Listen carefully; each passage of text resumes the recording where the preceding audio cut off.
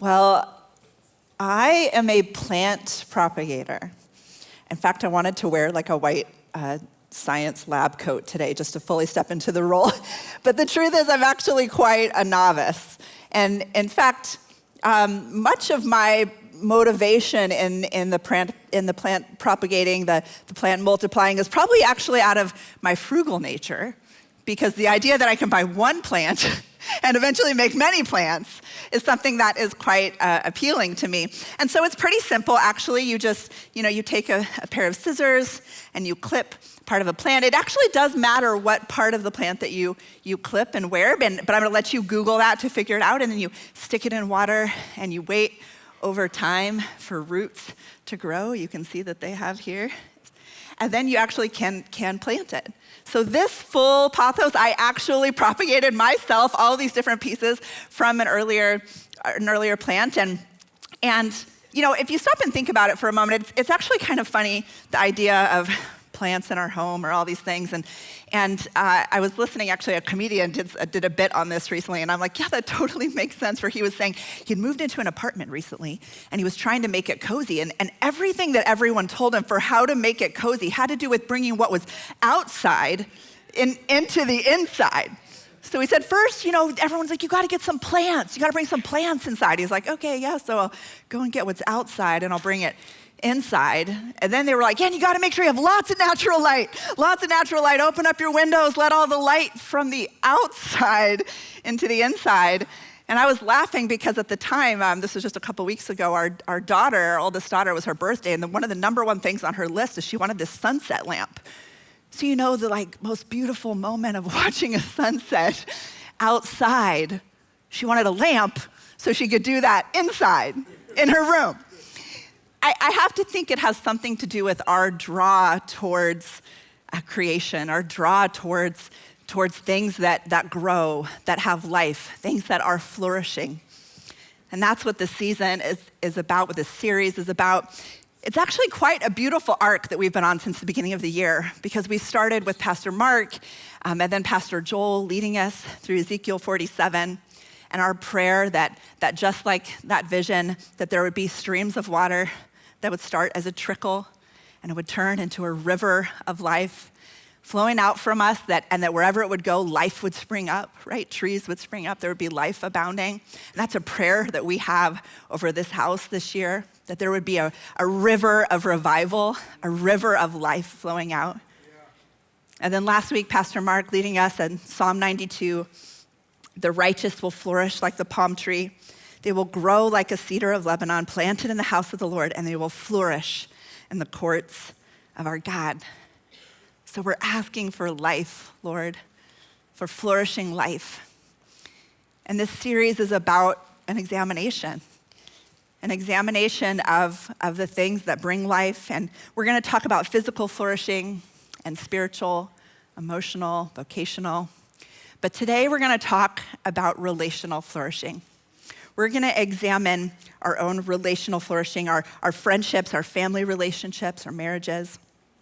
The definition of flourish means to grow or develop in a healthy or a vigorous way, especially as the result of a particularly favorable environment. So I mentioned, of course, just when you do that clipping and you put it in water, that a very important component is to have access to the light. So I said a favorable component, an important component is access to the light, lots and lots of light. And so that's where we're gonna end today. But to start just thinking about favorable environment, what are the other components? And for those of us that live here in this area, what we're being told is that this isn't really a favorable environment to relationships. So if you follow the news, you would see that Washington, D.C. was just recently rated as the #1 loneliest city in all of America. Wow. And number 3 was Alexandria, Virginia. So if you think you live across the water and you escaped it, we're all in this together. Rates of loneliness have doubled nationally since the 1980s. More than 40% of adults in America report feeling lonely. Doctors are calling it an epidemic of loneliness. And long friendships or rooted friendships, we see those roots have to grow. They perhaps in DC they're hard because maybe the transient nature of this area, or maybe just how career-driven, or maybe how priorities are here. But for Joel and I, we do have to say we are so rich relationally. And as we just kind of reflect on that, and some of it has to do with time and time in a place. But we're so grateful we've been able to do ministry alongside of some of the same people for a really long time, like Chris and Kat, and Pastor Heather and Ryan, and Mark and Laura, some really for decades even. We have really dear friends who show up for us in really important ways, people like Jim and Christy Tanyas, or JD and Melissa Schmidt, who just communicate like, we're with you, we want to walk with you. Joel and I pastored at our Boston location for many years, and there's a crew from that time that has been so faithful to us relationally. And I laugh when I think back, because we were not only, at least me, so early in ministry, but we were newlyweds. And so they were just so faithful to just invest in us and to spur us on and cheer us on and to believe in the work that we're doing. And of course, there's so many in this house who've invested so relationally into our children and walked with them for such, important seasons, each of them. And so we are really rich relationally. But there is actually one group here in the city that and maybe it's just because we all met early on when we were just, really young adults here, moving here. And so we've seen each other through a lot of different seasons. But I've been thinking about them a lot lately because we're kind of in an important time in that friendship. And so most of us met when we were still, even single, young professionals perhaps, and then we've seen each other get married and start families, and oddly enough, a lot of different directions, vocationally and relationally, and for a time, a number of us even lived within a few blocks of one another, and so that's a gift maybe DC offers. It's kind of like a continuation of college where your friends are like down the street. So we would call them and be like, hey, can you meet at the corner? We're gonna let our kids play in the playground after dinner. We would share meals. Or then a few years ago, we got this waited out this wait list for this community pool right outside of the city. And I know that it's really funny when you think about it, like all these people that come and live in the city, but then they escape for respite to this pool outside of the city. But for years, that's what we've done. From the summer, we spend night after night. We'll meet up and take our dinners. And in the beginning, it was us standing along the edge of the pools and watching our kids swim. And we all vowed that we would teach them to swim as quickly as possible so that we could retreat to the haven that we have now, which is where we gather our lawn chairs and the kids run. And instead of doling out snacks, we tell them, use your own money, like up at the snack bar. And we share the things we're going through in our marriages. And we share the hurts or worries that we have with our kids. We get to invest into the lives of the other. In fact, it does take a little work because, to coordinate that many families and connections, it takes some work we actually have one very organized friend who puts together a spreadsheet of who's on vacation which weeks and which kids are off to camp so that we know when they show up, if your friend's not there, then one kid's sad. And there's a whole text stream that happens at the beginning of the week and said, okay, I'm gonna be there Tuesday, Thursday this week. What days are you gonna be there? So there's this, work, intentionality that goes into it. And when the summer sets and we're not quite ready to be done being together, we actually shift. And now our crew calls, my kids refer to this as the picnic group, because we picnic once a week. We try to avoid our schedules from sports and all these other things so that we can be together, make that circle of chairs all together where we wrestle through all of the different things that we're walking through. It began here in this church. And now we're at this unique season. I don't know if I'll be able to talk about it, where we're about to launch the first series of them. There's a good handful of us that all of our first kids will launch out this year. And to look back at what the Lord has been able to do and that rootedness and what it's been able to come over time. And I feel like the incredible thing is what we've given our kids is not just a trust and a connection. One point I looked down and realized they go to, 8 different schools, each of them. They are each other's safe place of faith in a city that's very, very lonely to young people of faith. But we've been able to give them not only the safe base we have for each other, but they're the same for one another. Author Donald Clifton says, relationships help us to define who we are and what we can become. And most of us can trace our successes to pivotal relationships. Pastor Andy Stanley says it like this: your friends determine the direction and the quality of your life. And I shared with you in detail that story just because I wanted to show that it takes some intentionality. And it's not always easy in those seasons, right? There was times that maybe the kids had different friend groups or whichever, but there is something about making time and space, saying no to other things, and kind of walking a distance with individuals. And so I want to come back just for a minute to my plants. This plant actually right here is a jade plant. And this was a gift from my mom. My mom is the plant whisperer. She comes by it naturally. Actually, my entire family is quite gifted at, I don't know, I guess you could say they were green-thumbed in some way. And Joel's, grandfather and uncles and all of that are farmers. They steward the land and they feed people from that. And then my family, my own grandparents, They were known for entering. They were so good. They entered. I think we have a photo of my grandmother's zucchinis when she would enter into local fairs. I know, that's my cute, adorable mom. And my grandmother's was just known for the things that they could grow. My uncle now actually is a master gardener. And in case you don't know what a master gardener is, it's not just someone who's really good at gardening. They actually go to school for quite a long time, years dedicated to horticultural training, and then they volunteer in their communities. They give lectures and do research and create gardens and do all these projects so communities all around have these very trained gardeners. Even my younger sister, who many of you know, I actually tease her that she's like a walking plant identification app. She knows the full and formal name of every plant. I think she was trained by my parents. I don't know what I was doing or why I wasn't tuned into some of these things, but she knows all these things. In fact, when Joel and I moved this last year, she gifted me with this chart of our home and each plant that we have around it and what time, so we could know what time of year to expect it to bloom and the work that we might be doing to cultivate it. Joel and I are just praying that we don't ruin it somehow. So the art of flourishing is a part of my legacy as a family, from my family. Sadly, all that I really have to show for it is these few propagated plants. But what I like to say is that I'm committed to the flourishing of people. And so are the pastors on our staff, and that's what this is about, but it's gonna require that we do a little bit of inventory. So I just recently had my well visit, my annual well visit, and they do kind of the once over, and it just gives you the ideas of maybe those dials that might need to be turned and where we need to pay a little bit of more attention. And so I believe that that's what the Lord wants to do for us as well, because Scripture says that He wants us to live an abundant life. John 10:10 says, I've come that they might have life and have it to the full. Actually, another translation says, have it till it overflows.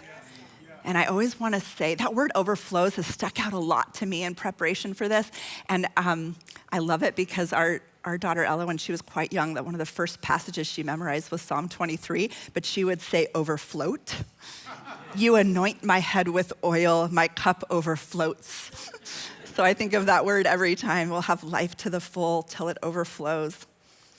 We're asking you to take inventory and to consider these weeks to be your personal well visits. And so for your relational checkup today, I have a few questions for you. And if you follow along on the NCC app, they are there because I'm going to encourage you that maybe you would take a time this week, a journaling exercise, or you would spend some time with the Lord and you would actually consider some of these questions. One is how is your marriage? Is it business transactional? Is it connected? Are there patterns of health? How are your relationships with your kids? Might they be young, or maybe they're grown? What about your relationships in your workplace? Are you trusted? What about your extended family? Are you divided? Are you healed? Are there unspoken pain points? What about your friendships? What level of depth and trust and joy is there? Is there maybe some greater intentionality? Do you need a friend with the spreadsheet? I don't know. What relationships do you have that are bringing life, that are refining you? And which relationships are you pouring into? These are important questions because the loneliness stats showed that our corporate results are not that great. And we believe that that can look different in this house. That can look different than for us as people of faith, people that are connected to the source. A 2021 poll said that 4 in 10 Americans report they don't have a best friend at all, and that we know from studies that an increase in isolation has been labeled a public health threat, and people are now reporting spending twice as much time of their free time alone as 2 decades ago. And we know that technology is a component of this, right? It's at least one contributor because people are more digitally connected than ever, but they're more disconnected from true intimacy than ever before. In his book, Flickering Pixels, author Shane Hipps, he addresses the progression of culture into the technological present age, and he says the internet has a natural bias towards exhibitionism and thus an erosion of real intimacy. There's a kind of illusion of intimacy with people that we've never met in person, an illusion of closeness with someone while remaining totally anonymous with little risk or demand. The anonymous intimacy provides just enough connection to keep us from pursuing real intimacy. He said it's a bit like cotton candy. It goes down easy, but it does not provide much in the way of sustainable nutrition. And not only that, but then our appetite is spoiled. So in addition to this increased disconnection from technology, we just know that the way the globalization of the world and the way we move and live has changed quite a bit, right? And this means a greater disconnect from the communities closest to us. Throughout most of history, community was embedded into the fabric of life. And generations of families lived in the same small town, or they depended on each other for economic and physical survival. And now a greater number of us live further from relatives and friendships, from either our childhood or even from college. And I do want to acknowledge that I actually think this could be an opportunity for us because in this area, so many people are away from their home connections or rootedness, that sense of stability and rootedness we can actually offer each other.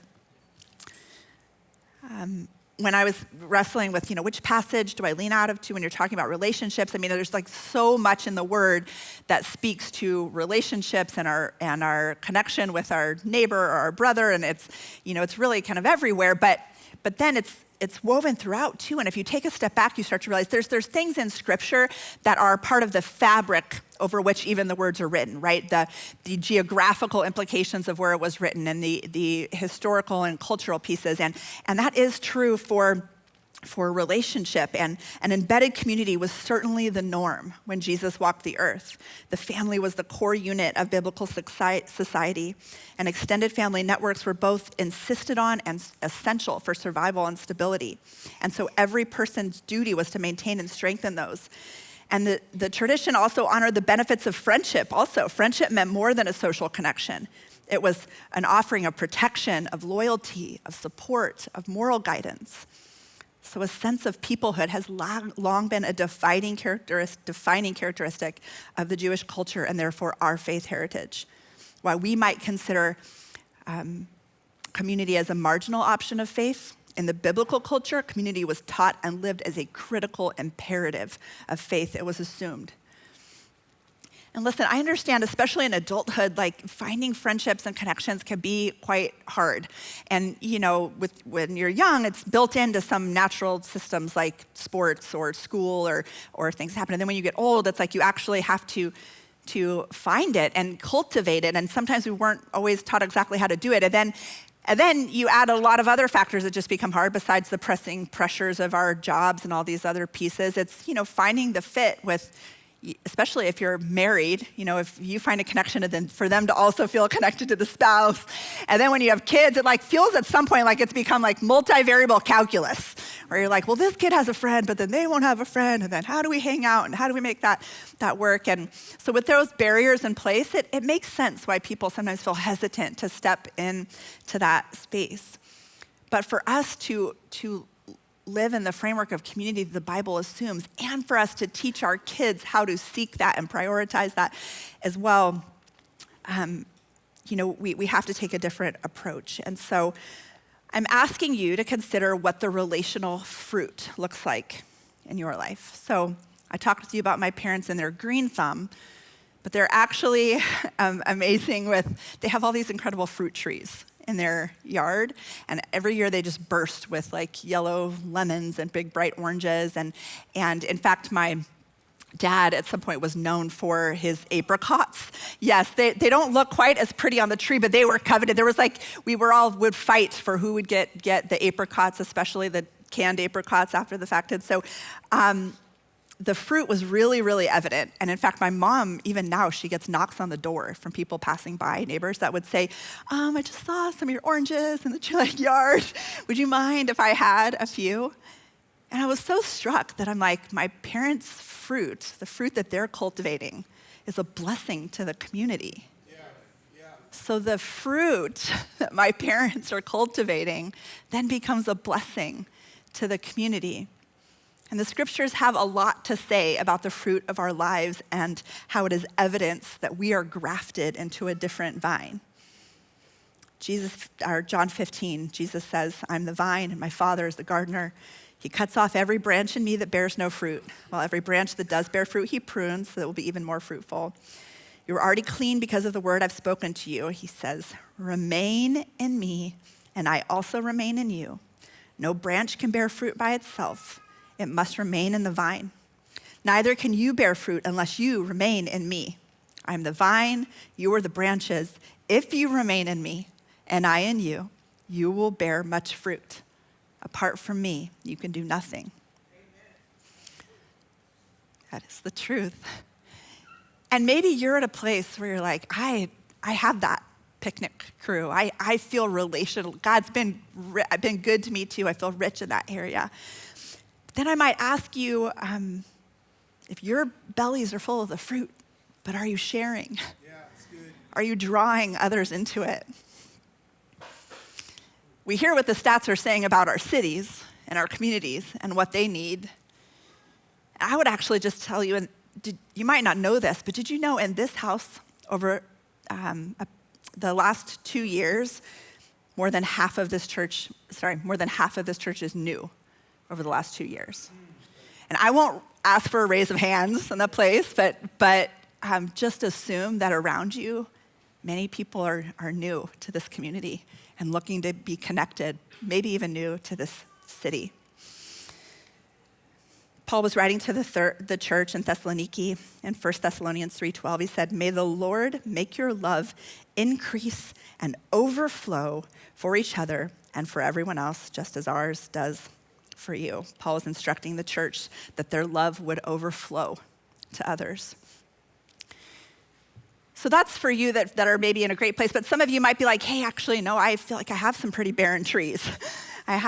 Nothing seems to be able to blossom, or I struggle here, or I have a vine that feels sick, or I have hurt that I'm navigating, or a brokenness that I'm trying to overcome. And I would say, and we're going to talk about this a little bit more in just a minute, but I think sometimes we have a little bit of a difficulty loving others well or creating these spaces of relational health because we don't rest in the love from our Creator. We do have some work to do, and we have some personal pruning that might need to happen and some plant surgery. I'm just going to share for you just one thing that I've been learning about a little bit. Some of it has to do with my own study as I, have older ones that are, about to go through some life changes. I've been studying about family system theory, particularly Bowen's family system theory. It's a theory developed by Dr. Murray Bowen, backed by quite a bit of research, and he was saying that when we tend to think of relationships, we tend to think them as singular between like you and me, an individual and another. But actually examining them, reality, most of us are part of an interconnected system of relationships. And by examining those, we can actually get a greater insight to our dissatisfaction in some of our interactions. And this becomes the basis for how we handle stress or make decisions or manage anxieties. He was a army physician in World War II, and became interested in this after seeing the different effects of trauma on soldiers and the different ways that each of them would be able to manage the similarly stressful circumstances. And he began to notice that human difficulties went beyond unresolved issues in an individual's personal psyche. They were actually embedded in each person's family or relational system. And that many of the patterns for managing those things and navigating with health has to do with very similar to the way other species would deal with threats to their herds or their packs. So I think what we're saying is that we can't actually quite unpack some of our individual health or our relational health one-on-one until we start to examine the interconnectedness of these systems. And the reason that's fascinating for me with a daughter that's coming close to adulthood is the research shows the importance of a differentiation of self, that ability for an individual to come into their own understanding and realization and still stay meaningfully connected to others. Relational maturity, as defined by this research, is defined as the ability to share with and stay relationally connected to others while also standing firmly on the basis of your value. And according to these theories, the tendencies of unhealthy response is to either acquiesce to meet expectations of others or to separate or cut off relationally so as to not have to do so. So the question that I'm asking is it possible you've separated yourself from a relationship because you either have the pressure to acquiesce or you seem to have constant conflict? And I would just offer to that the Lord desires for us to stay connected. And there's a lot of space and room for where boundaries are appropriate, but when we're examining our own individual health, we have to examine the interconnectedness of those spaces. And sometimes we're not always fair to take a look inward and to say, what is actually my contribution to this? And what are the things that I might be bringing into this situation? One of my favorite quotes by executive and pastor Jeff Henderson, he says this quote, and I'll say it to my kids often, what's it like to be on the other side of me? And how do we examine that? Some of these unhealthy patterns tend to go most undetected in those sometimes that are people pleasers, that want to be present. Therapist Matthias Barker said this, and I've just been thinking about it a lot. He said, people pleasing can be just as manipulative as more assertive control. He said it's more subtle, but it's still self-image concerned. People pleasers don't accommodate and serve people purely out of the benefit of the other person. They're being nice because they don't want to be abandoned. They're still using other people, but it feels a lot softer. You can tell this because if they're genuinely ever in need, they're not going to reach out and ask for help because they don't want to seem needy. Because if I'm needy, then I might be rejected. It's still self-image obsessed. It's the same dysfunction, a different presentation, and they both need healing. I believe the Lord wants to heal us relationally, and that means you can see I'm kind of pushing a little bit more of a deep dive, a dig to what is it Pastor Mark keeps saying over and over, what's really happening when what's happening is happening. And we get a chance this year as a community, we're gonna get a chance to take a look at our fruit and to see how well we really are connected in this way that we're able to stay connected with one another, even while maybe disagreeing. The season maybe between now and, just arbitrarily November 5th. We're gonna get a chance to really wrestle. There are things on the horizon this year that threaten to divide our relationships. And we have pastored in this city long enough to know the tensions that are birthed in passion and conviction are even more prominent in this space. If you've been here long enough, you know that we're really committed to what we call beloved community, which means that we are going to continue to try to draw in to one another. We're gonna try to draw in to staying relationally connected and to listening well. And we believe that friendships and familyships that are generous in spirit across disagreement speak loving truth, and they commit to love regardless. Those are friendships that stand the test of time, and those are the ones that I believe really bless the Lord. So I won't list them here, but we do know that the rates of loneliness are lower for those that are married and have children, and that's because probably we have built-in companionship in our home. But actually, those stats kind of bother me, and I wonder if it's because we, particularly as a church, have not painted a picture beyond a traditional family. And it's a little bit odd because all over Scripture, we see it, right? Jesus was connected to the 12 disciples, and he was even closer to Peter, John, James. Of course, he was very close with John the Baptist, devastated at his passing, and the Scriptures tell us about his close friendship with Mary, Martha, and Lazarus. So we see evidence of very close and knitted relationship outside of the traditional family. And yet we often paint a picture that a nuclear family is the only picture of family. And listen, marriage is a relationship with the greatest proximity, so there is a lot of chance for friction there and deep pain. And Joel and I care about that a lot, which is a reason that we write about it and we lean into it, spend a lot of time on it. But God's desire for flourishing relationships is so much bigger than a traditional family structure. In fact, during our Christmas Eve service, I bumped into two friends of mine, girls that I love quite a bit, and actually, refer to them as younger sisters. They're longtime NCCers. The one has moved to New York City, and they're both brilliant and successful and have an incredible web of friendships. But they shared that night that since they were both still single, they were actually going to be doing all of their Christmas traditions together. And later that night, we were texting, and one of them, they FaceTimed me and showed me they were wearing matching pajamas, drinking hot cocoa, doing all the Christmas things together. And then the next morning, they went their separate ways because each of them is very embedded and connected into other families in our church who drew them in and made them a part of their Christmas mornings.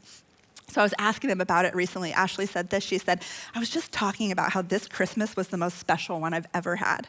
I tell others the story that at the age of 35, this is not really what I imagined my family to look like, but how grateful I am to be able to create a family with people that I love. And Jody agreed. We desire our own families, but we've been blessed by the families we've been able to create. This Christmas reminded me of how rich and full my life is in relationship. And it's expanding our view and our idea of what family can look like. And then Jody went on to casually mention how she'd be really busy this weekend because she was hosting a Galentine's with 5 little girls that she was bringing all alongside and doing all of these Valentine's traditions with and spending with. She said, I have 2 brothers who've experienced infertility, so I don't have biological nieces. But God's given me these little girls to love like nieces, and I want to celebrate these special moments with them.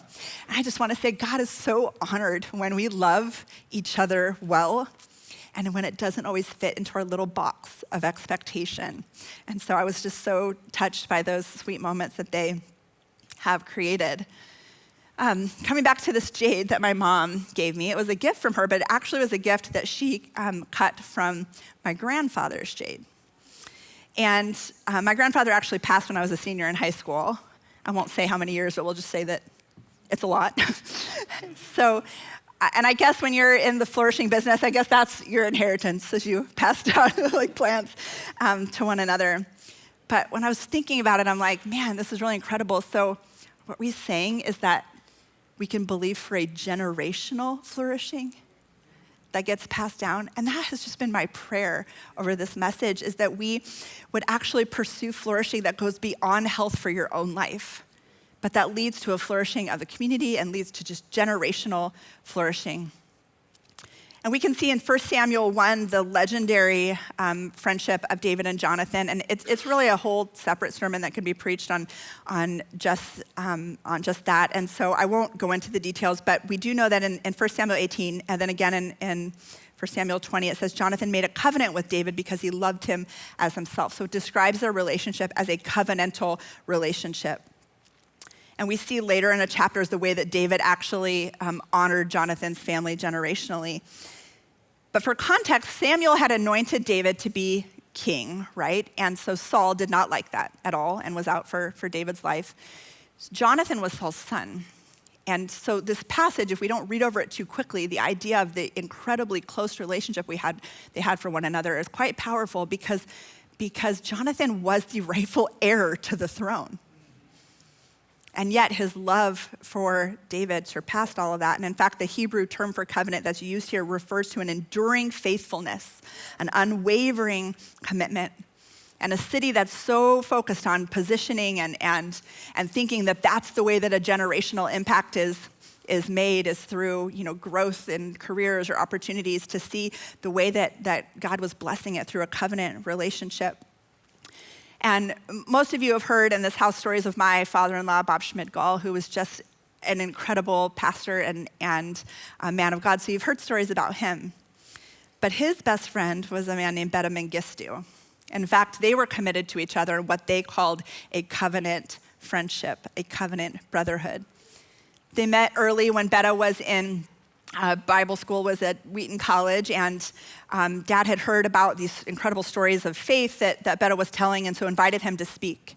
And from there, their hearts were just connected, just like it said, in this passage with Jonathan, that he began to love him as himself. They were so very, very close. In fact, so deep of a connection that my husband grew up calling his boys his cousins, that they were told that they were like family. So I asked my mother-in-law how she remembered it. She said, well, Dad felt like God brought them together, and everyone could see the deep respect and trust that they had in one another. When Betta would talk to him about something, the church or the ministry, he would hear it in a different way. Since then, over the years, I've heard Uncle Betta a number of times tell the story about losing Dad. And the family talk about what stands out some of the most of those days was hearing him wail as he came in to the memorial service. And over time for him to share the deep pain of losing a best friend.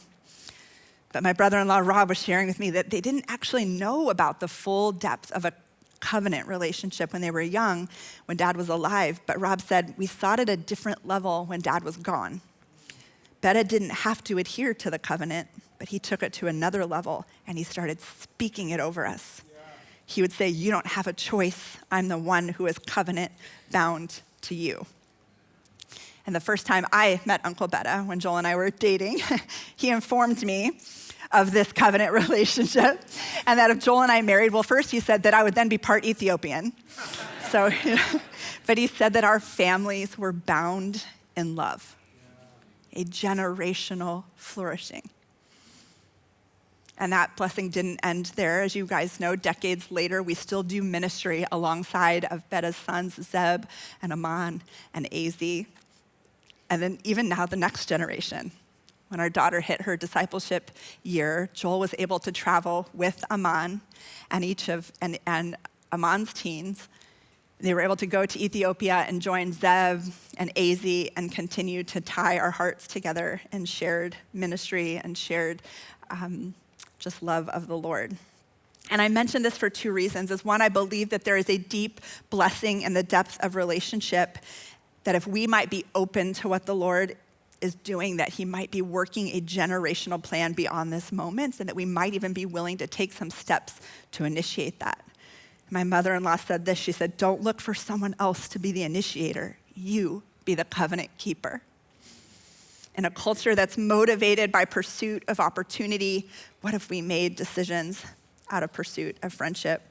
And of course, I think that's also a beautiful story because statistics tell us that men typically have a more difficult time with pursuing meaningful relationship and report higher rates of loneliness. In fact, a recent Barna study said only 30% of Christian men are satisfied with their friendships. And I think it's a beautiful story of how it could look differently. If you are interested in stepping faith into relationship in a new way, I mean, it wasn't planned this way, I promise, but we really are at the beginning of a small group semester. So just, if you maybe have thought about it a time or two, I just would encourage you to lean into that link and step into community in a new way. But as we close, I just want us to reflect on kind of back what we said to the end. I mentioned that this, pathos that had all come from individual clippings from another plant, had all come from a similar source. And we know that relational flourishing comes from loving well, and the one pathway to loving well is to being able to receive love ourselves. And so a lot of times I think that's actually where the holdup is maybe happening, is we're having difficulty finding full health in our relationships because we're having difficulty even receiving the purest love that we have from the Father. John 4:19 says that we love because he first loved us. I tease Joel all the time about the time that I turned to him and said, Joel, you're my best friend. And he turned back and he said, Jesus is my best friend.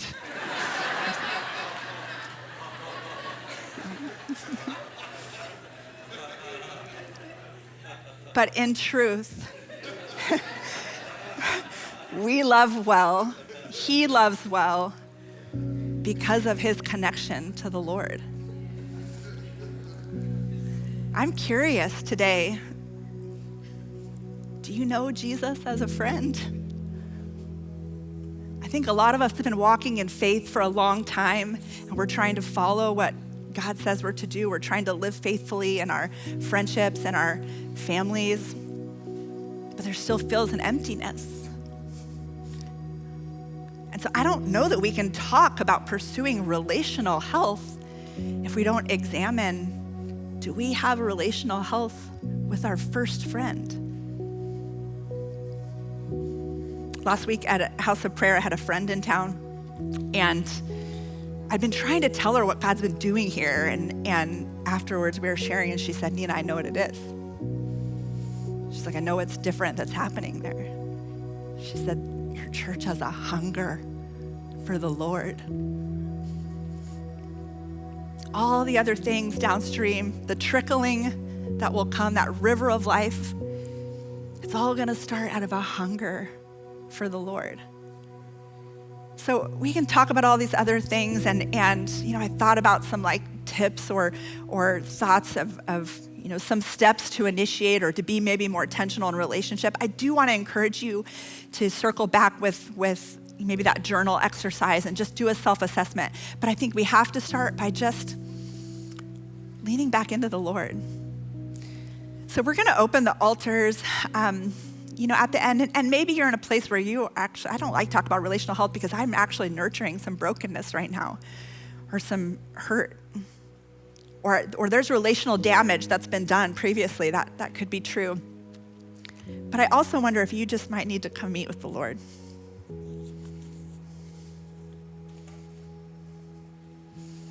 One prayer that I pray most often over those here at the altar is that the Lord would draw near, they would feel his closeness. And so that's the ultimate prayer over this series of Flourishing.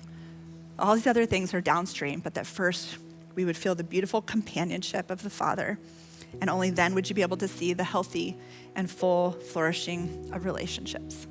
Amen.